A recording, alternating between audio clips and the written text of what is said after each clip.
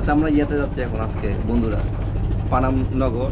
কিন্তু আমরা ভুল বাসে উঠছি। আমাদের দরকার ছিল গুলিস্তান থেকে মুগডাপাড়া বাস করে, মোগরাপাড়া নাকি মোগরাপাড়া, কিন্তু আমরা ভুলে উঠছি আরেকটা বাসে। গুলিস্তান থেকে আমরা নামছি ওই চাষারা।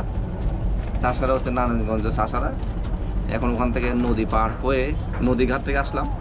ওই নদীঘাটকে এখন নদী পার হয়ে ওখানে যাইতে হবে আর কি আমাদের ইয়াতে। আর এটা আমার ছোটো মেয়ে, এ প্রচুর ইয়া ও বাবারে, এরা কেউ সাঁতার জানে না, ভয় লাগতেছে, ভয়ে পুরো শক্ত হয়ে গেছে।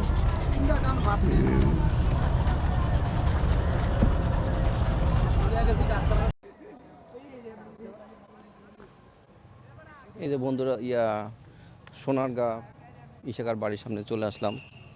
আমাদের তো বাসে উঠছিলাম, তাহলে যদি আপনারা আসতে হয় তাহলে গুলিস্তান থেকে বাস করে নারায়ণগঞ্জে হোগড়াপাড়া বলবেন। কারণ কয়েক কয়েক জায়গায় যায়, কিন্তু কিছু বাদ যায় চাষারা। ওই চাষারা আমরা যে ভুল বাসে উঠছি ওটা হোগড়াপাড়া বাসে না উঠে, মানে মোগরাপাড়া আর কি, মোগরাপাড়া বাসে না উঠে আমার মেয়ে আমরা মোগরাপাড়া বাসে না উঠে আমরা উঠছিলাম ওই যে চাষারা নামছি। ওখান থেকে আবার নদীর ঘাটে গেলাম। ওখান থেকে 50 টাকা দিয়ে নদী পার হলাম, পার হয়ে আবার উল্টা দিক দিয়ে আসতে 600 টাকা লাগছে ট্যাক্সি করে আসতে। ওখান থেকে আবার এই জায়গায় আসতে, তাহলে আপনারা গুলিস্তান থেকে ডাইরেক্ট মোগরাপাড়া আসবেন, মোগরাপাড়া থেকে ট্যাক্সি করে এখানে চলে আসবেন, 40 টাকা নিবে। বড় সর্দার বাড়ি আবার ঢুকতে লাগবে 100 টাকা কইরা। তাহলে দেখি একটু কিছু ড্রোন ফুটেজও নিব। তাহলে ভিতরে যাই। এখানে বিদেশি একটা আইছে এখানে, এই যে দেখছি। তো বন্ধুরা তাহলে এখন একটু ভিতরে ঢুকি, ভিতরে প্রবেশ করি নাকি? ইশাকা সেই প্রাসাদ 1568 সালে এটা বানাইছিল। তখন মানুষ কি চিন্তা করতো, উনি তখন কি চিন্তা করতো এখানে হেঁটে হেঁটে। বাপরে বাপ। উপরের তালে কিন্তু উঠা নিষেধ, কারণ আমি মনে করি উপরের তালে উঠলে এটা ভেঙে পড়তে পারে, ঝুঁকিপূর্ণ হয়ে যাবে। এই জন্য এটা উঠা নিষেধ। ওখানে কিছু লেখাও ছিল, ওগুলো মুছে মুছে গেছে লেখাগুলো। ও ভাই রে ভাই, আজকে তো 2026 একুশে জানুয়ারি, প্রায় 600 বছর আগে এগুলো। দেখি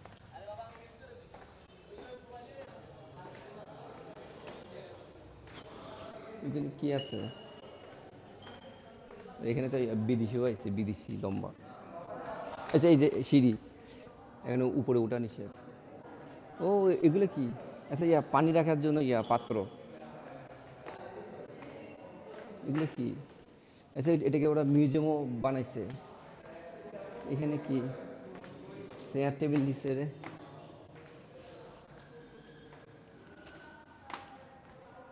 এই যে পানি রাখার পাত্র, বিশুদ্ধ পানি রাখার পাত্র, এখানে কি আছে?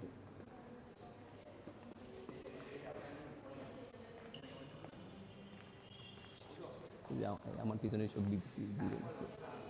ও বাইরে ডিজাইন।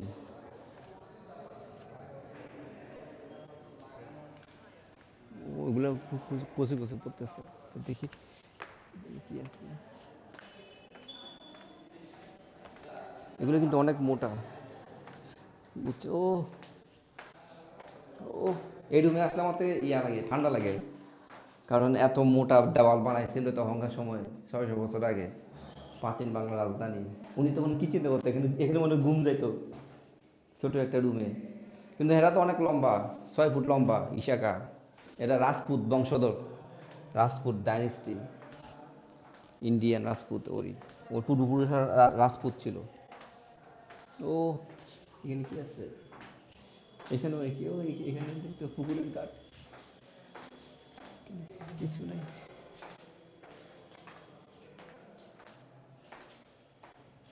এইখানে এখানে বলে কি কি জানি, এখানে মনে ঘুম যাইতো। এখানে কি আছে? ও, বিশাল বড়। আচ্ছা, এত বড় প্রাসাদ দেশে নিশ্চয়ই তার অনেকগুলো ওয়াইফ আছিল, মনে হয় বউ আছিল অনেকগুলো। তা নাহলে এত বড় প্রাসাদগুলো কে থাকবে? কতগুলো রুম উপরে নিচে। শালা, তাড়াতাড়ি যাই আমি, এখানে কি কি আছে দেখি।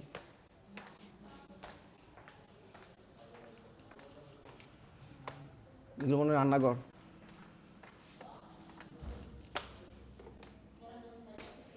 ক্যারামালাইজ, এখানে কত কিছু আছে এখানে। এগুলো কি? এখানেও অনেক কিছু আছে।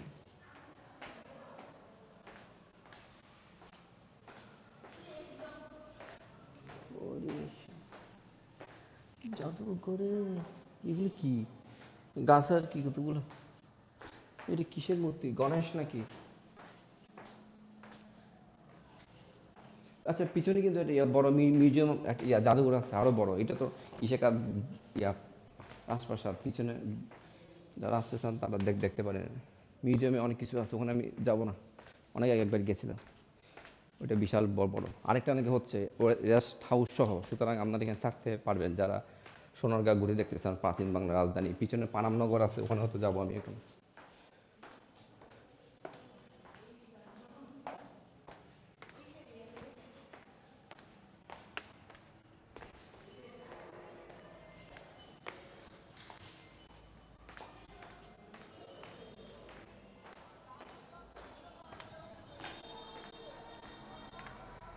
এটা আমার ছোট মেয়ে।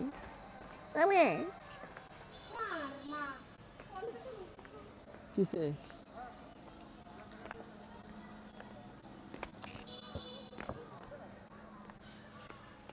ও নাইস। ভাই,